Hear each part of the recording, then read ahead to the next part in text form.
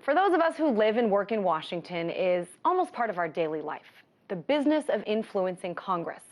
Now, despite the fact that a Gallup poll found lobbying to be a profession that rates lower in public opinion surveys than car sales and telemarketing, it's a big business and very influential, one that plays a major role in which policies eventually become laws.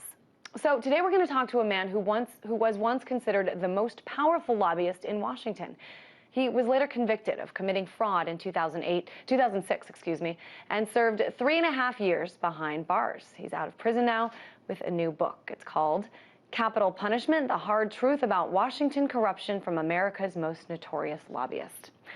And that notorious lobbyist, Jack Abramoff, joins me now. Mr. Abramoff, I want to talk, you have it in the title of your book, A Hard Truth. The fact that so much of what gets done in this town is because of money. So I know you outlined quite a few different things. What in your mind is the worst part about the system in the way it's set up now?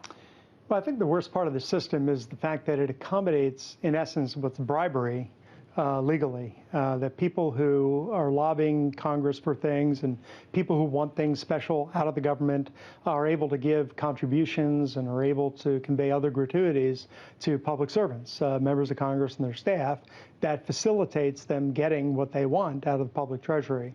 And at the end of the day, even though it's not polite to say it, that's bribery. And so I think that's probably the biggest problem we have here.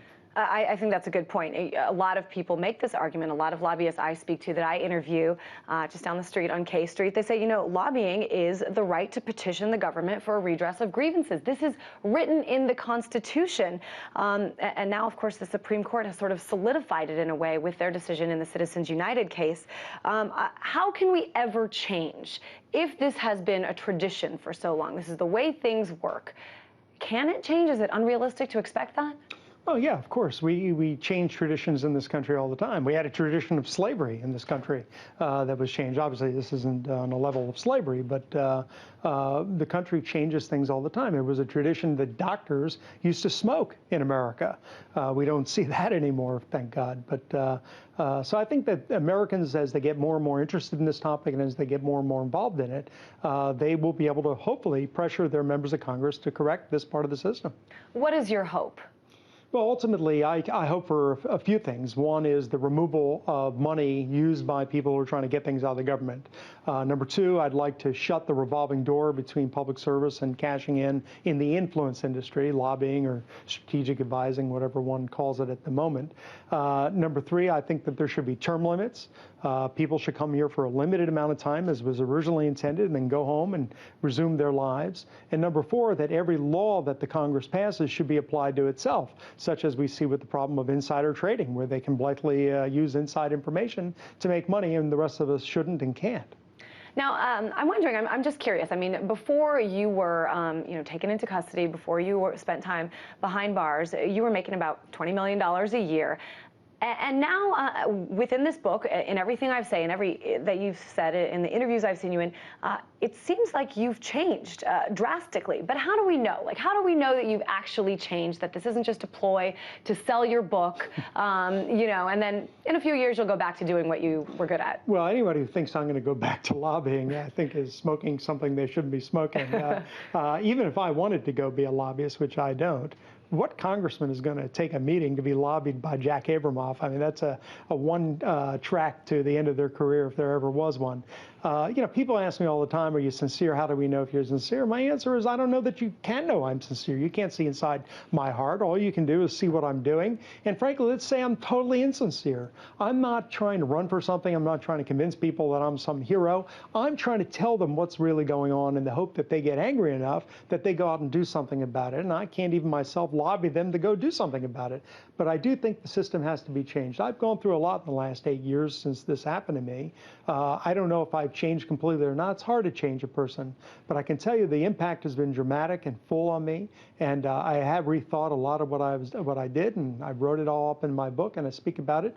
In that respect, I'm certainly sincere, and I hope people take it as such. Was it sort of a gradual process? I mean, did you wake up one day and you were like, oh my gosh, what have I been doing? Or just kind of happened over time? You know, what happened was originally the press attacked me, the Washington Post, and I got the articles and thought, this will blow over in a couple days. Typical political tempest in a teapot, as they say. And then there were hearings. I thought, all right, well, this will blow over. I'll just remake myself as a lobbyist. And then it dawned on me, well, it's not going to blow over. And I thought, well, why are they picking on me? I mean, I'm not really doing anything different than I see everybody else doing. And then I started to really look at my emails, 850,000 emails that I'd written over the course of my career. And I started looking at them a little objectively and realized, my goodness, I was doing things. I shouldn't have been doing this stuff. Did I really say that? Did I really do this? And I decided to take an honest approach to myself. And when I did that, I didn't like what I saw. And that was the process, and started well before I wound up in prison. By the time I got to prison, I had already come through this emotionally and intellectually. In prison, I used prison time, among other things, to try to think through what solutions there could be in the system were I to come out and say something about it. I think it's an important question that you raise. Why you? And certainly a lot of people, probably have a lot of answers about why you. And but when we talk about the 2008 financial collapse, one of the more popular, well-known sentiments that people say is no one has been held accountable. And it's a sentiment that, in a lot of ways, is true. A lot of people have not been held accountable for the collapse and for other instances of corruption associated with it. You were held accountable, and a few other people were. Who else? Who should be the next target? Well, first of all, with myself, I'm lucky that I was held accountable here. All right. I'm a religious person, and I believe that there's an afterlife, and I'd rather get my punishment here than there. That's not to say I might not get more there, but at least I got some of it off here. What I got punished for, I deserve to get punished for. I don't look at it, though, why me? I did at the beginning. What did I do different? But I stopped looking at it like that and realized, number one, I was wrong.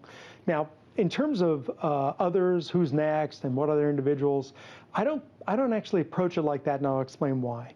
When they say that here's a dirty individual, here's somebody who's corrupt, here's somebody who's involved in this, people tend to raise that person to a high level of visibility, and they tend to vilify that person and make them into Satan and whatever they do, and then they finally get them and throw them in jail, and they pat themselves on the back and everything's great. Well, you know what? It's not everything's great, because the system doesn't get changed. And what I've tried to advocate is people shouldn't focus on who it is, forget who it is, okay? Because if we don't change the system in 5 years, it'll be a whole new crop of people, in 10 years, a whole new crop as well. But if certain people aren't held accountable, why would the system change? Why would there be any incentive to people to change what they're doing, especially when they're making the kind of money that you were making? Well, I think that the law held people accountable. There were 2,000 investigations, and the people who ran these investigations, though they put me in prison for a long time, and I can't say that they are necessarily on the list of the favorite people I have on earth, but they were honest, and they were decent and professional, and they were thorough.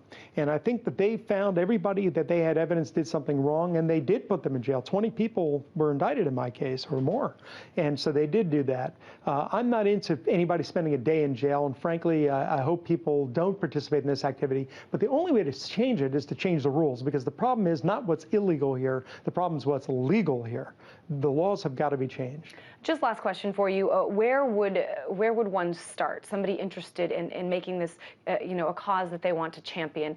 Is it in campaign finance reform? Is it in lobbying itself? I mean, what's a solution that would be a great place to start? Well, the four things I delineated earlier in terms of separating the money, keeping the members from making that transition, term limits, and application of the laws, I think that we're soon going to see groups come forward with a pledge where members of Congress and candidates for Congress have got to take a pledge to support these things, and where individuals should start is in keeping aware of that and getting their members and their candidates, if they want their votes, they better sign this pledge, and they better do it.